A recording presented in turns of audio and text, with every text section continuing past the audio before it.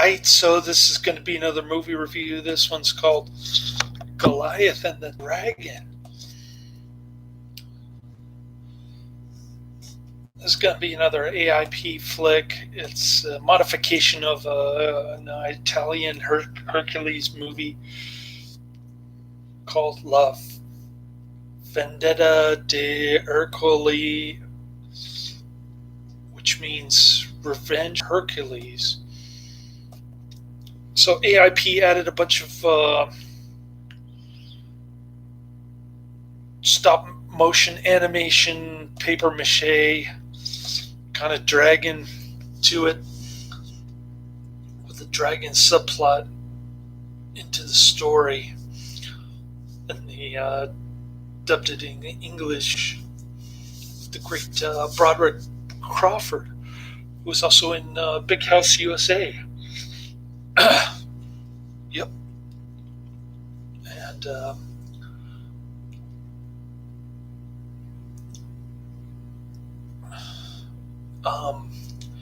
AIP tried to sell it as a sequel to the earlier Goliath and the Barbarians.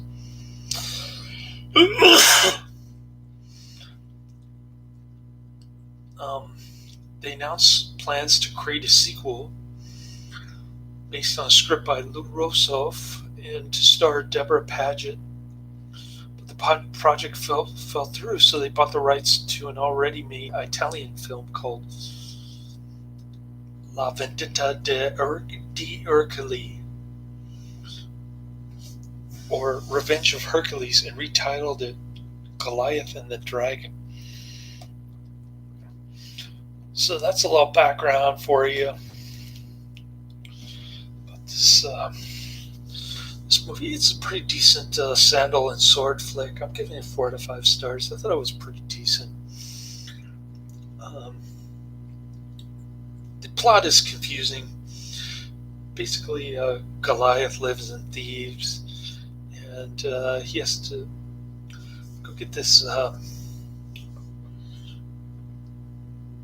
red stone from the depths of hell or something, and he ends up pulling it off successfully. Brendan Crawford is his arch enemy. He thinks Goliath is going to die in the depths of hell, but he ends up surviving and getting the stone, putting it back in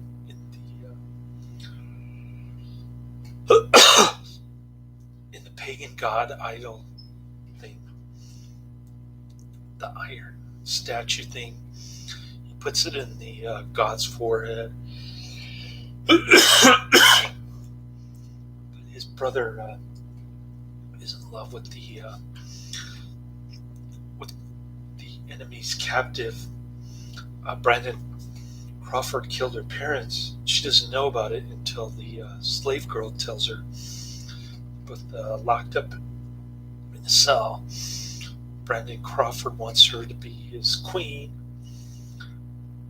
and she reluctantly agrees after seeing her friend go to the pit.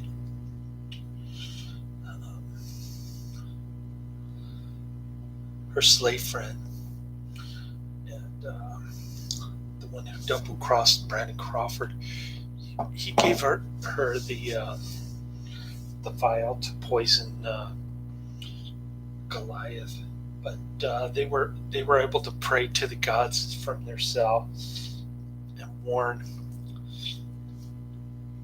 Goliath's brother that it wasn't some kind of potion that would help him forget about his love for the blondie who was being held captive by Brandon Crawford. It was actually a potion that would kill Goliath. So he hears that through some kind of wind god,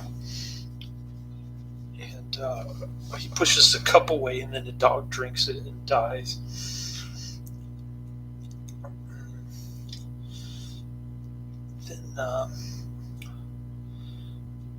Then he Goliath keeps going back and forth to the gods. He hears that his wife is going to die, and his brother is going to marry his blondie dream girl.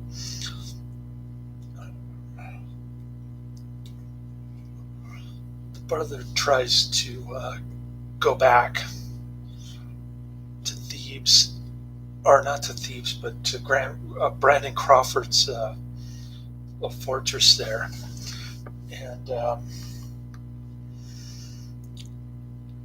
Goliath realizes that they're going to kill him. So Brandon Crawford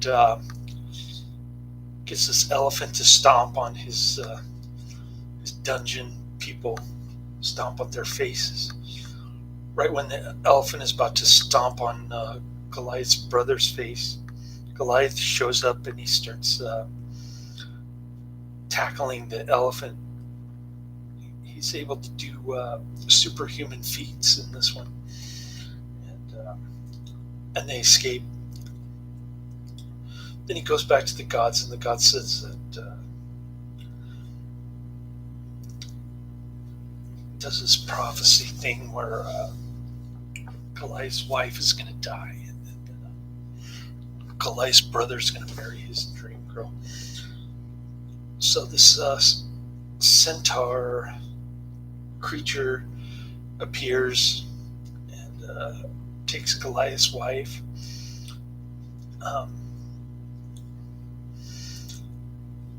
Goliath hits him in the back with a spear, and he goes to Brandon Crawford, and he asks for vengeance against Goliath. Brandon Crawford takes Goliath's wife, and he threatens Goliath. Pretty much crumbles the palace with his own strength. The pillars underneath the palace he breaks, and he manages to escape miraculously. And then he brings an army in, and Brandon Crawford threatens to put his wife in the snake pit. It's a pretty cool snake pit. I like the cinematography. The story was a little bit hard to follow, but a lot of action.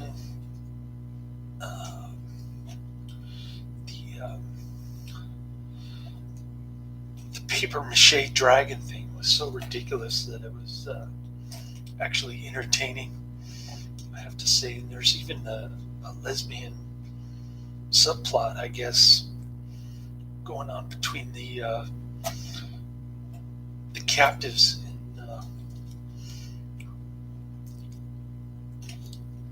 in Brandon Crawford's dungeon. At least it seems like a subtle kind of thing, but yeah, kind of interesting. It definitely got my attention, and it was kind of awkward, actually. Anyways, get ready to cook some hamburger. It's noontime, and I've got like 5.7 pounds of hamburger. My stocks are doing pretty good. At least one stock is the Twilio stock.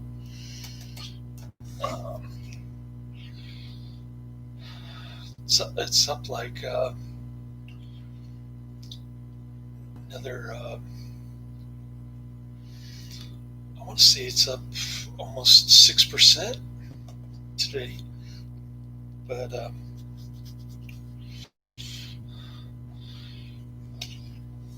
yeah, I like getting these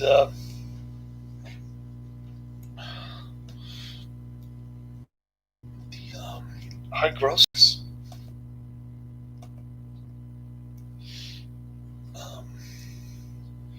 It's down a little bit now, but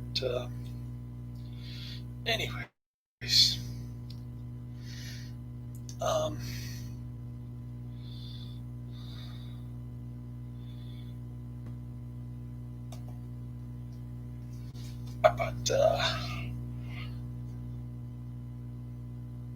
about this other high growth company that like doubled in price after the IPO. It's Nicola. It's the one with the funny looking trucks and stuff, the electric and hydrogen trucks. And it was up like 11.5% on Monday, and then it promptly went back down to what I bought it for, essentially $30. But I didn't invest that much in it, so it's like less than 10% of my portfolio. I'm not too worried about it. It's kind of flat since I bought it this week. But anyways, enough about my stocks. I'm just going to see if I can get 3 movies in today. I got 4 in yesterday, which was pretty decent. And I told you about my Netflix queue. I've got Vincent Price. The next one I'm going to watch.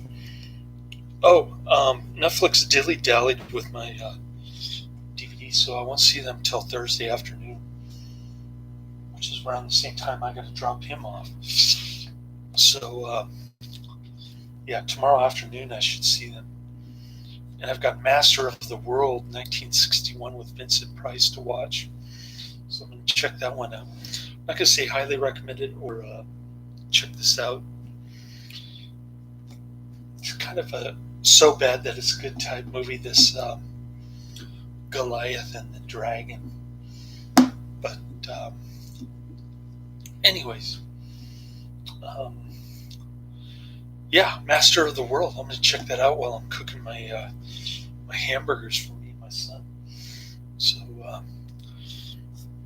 hopefully I can get 3 in. We'll see how it goes later.